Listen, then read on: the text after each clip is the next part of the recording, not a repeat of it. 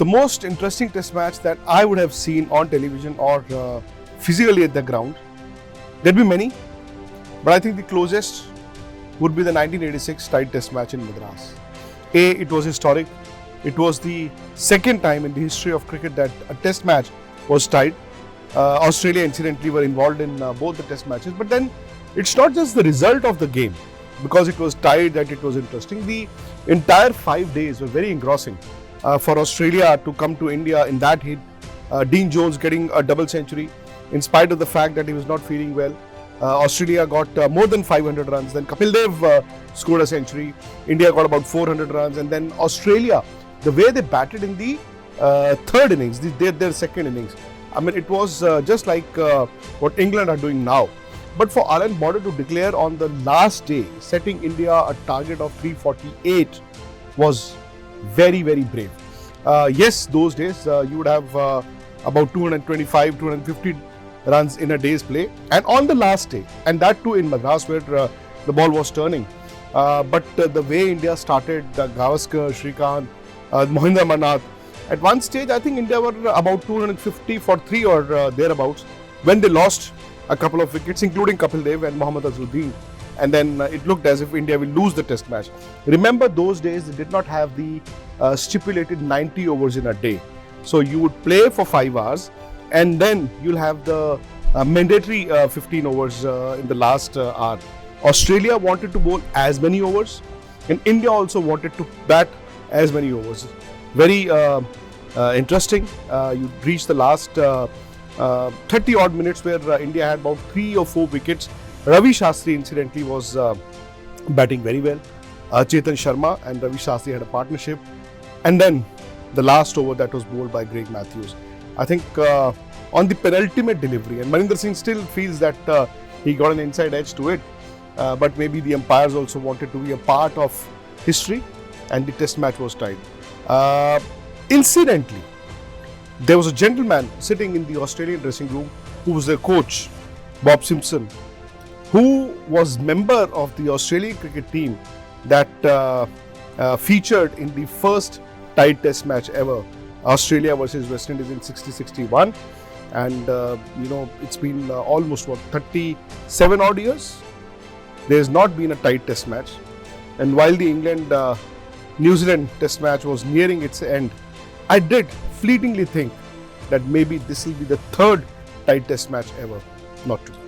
The most exciting test match that I've ever watched, many come to my mind, whether it was the 1999 India-Pakistan, Chennai, 2001 Kolkata, that will be on everyone's mind, 2005 Edgbaston, or 2009 Cardiff, many test matches that were very exciting. But I'm going to go a bit left field and pick a test match that was part of my growing up years. I'm taking you back to 1999. I watched this test match on television, late night, early morning in India. And it had my favorite player, Brian Charles Lara, as the protagonist of that game. It's Australia versus West Indies, arch rivals at that time, very close contest you saw between these two teams. And they played this test match. This was the third match of a 4 test match series, a game that was played in Bridgetown, Barbados.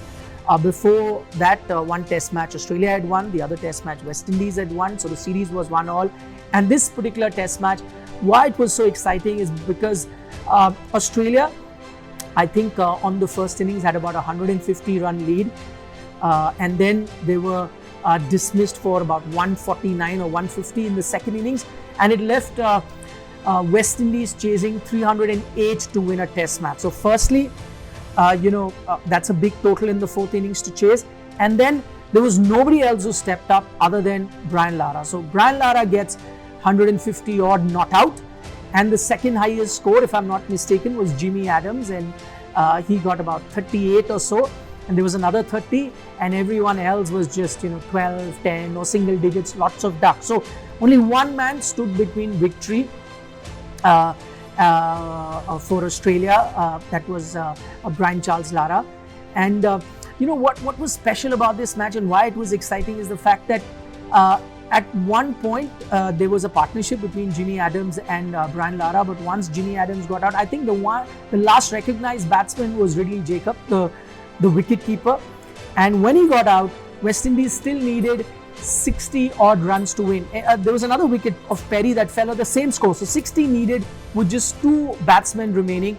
And pardon me for calling them batsmen, because that's exactly what they weren't, because I'm talking about Curtly Ambrose and Courtney Walsh. Now these two are not the best of batsmen to have at the other end. And it was only Brian Lara, and still 60 odd runs to get on a final day of a test match. And I think that's where the mastery of Brian Lara actually came to the fore. How he balanced it out and ensured that he took most of the strikes. So he would hit boundaries in the first 3 or 4 balls and then try to take a single in the 5th or the 6th delivery. Curtly Ambrose put up 12 runs and they had a 50 odd run partnership that became very crucial. And you thought from there on they will win the test match because of that crucial partnership and mastery of Brian Lara, how to back with the tail. But then there was another twist in the tail, and Curtly Ambrose got out with still about 8 odd runs needed, 6 or 8 runs needed. And then you had Courtney Walsh come onto the crease, and many who followed cricket would know that even if Courtney Walsh got 1 run, that would be an achievement because clearly batting wasn't his thing. I think alongside Chris Martin, he could be the worst tail-ender award could go to either Courtney Walsh and Chris Martin.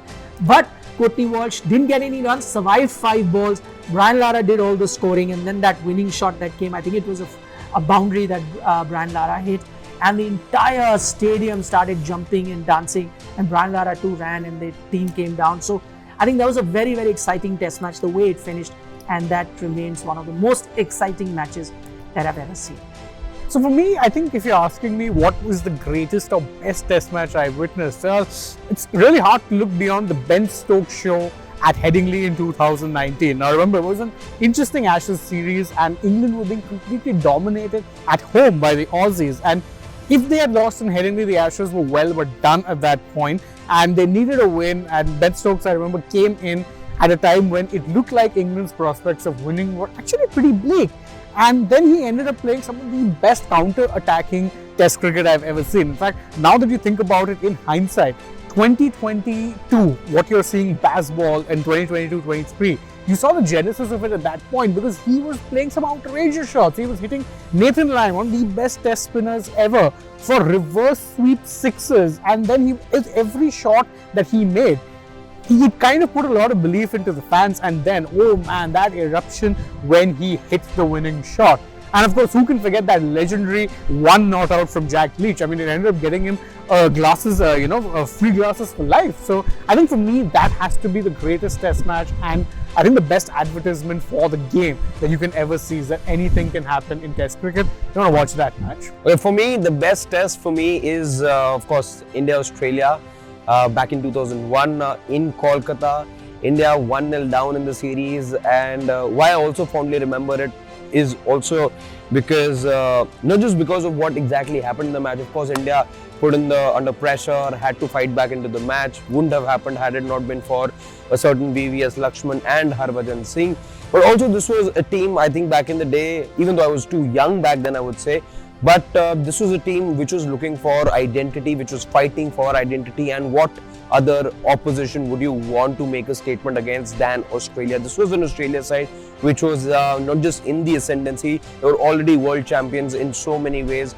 Coming to India again, a young captain in Sourav Ganguly, and those terrific knocks will never be forgotten, and the kind of statement that it made in world cricket, I would say, is something that sort of sticks with me, it stays with me, and you couldn't have imagined doing that to that Australian side. So to be able to do that, and of course, like I said, the 281 that VVS Lakshman scored, also I think cumulatively 13 wickets being taken by Harbhajan Singh, 7 I think in the first innings and 6 more in the second. I think that for me, that match had the ingredients, all the ingredients that you need in the perfect test match. And of course, there are so many other test matches that have gone down the wire, but let's just say from an Indian perspective, that for me is the one that remains very close to my heart.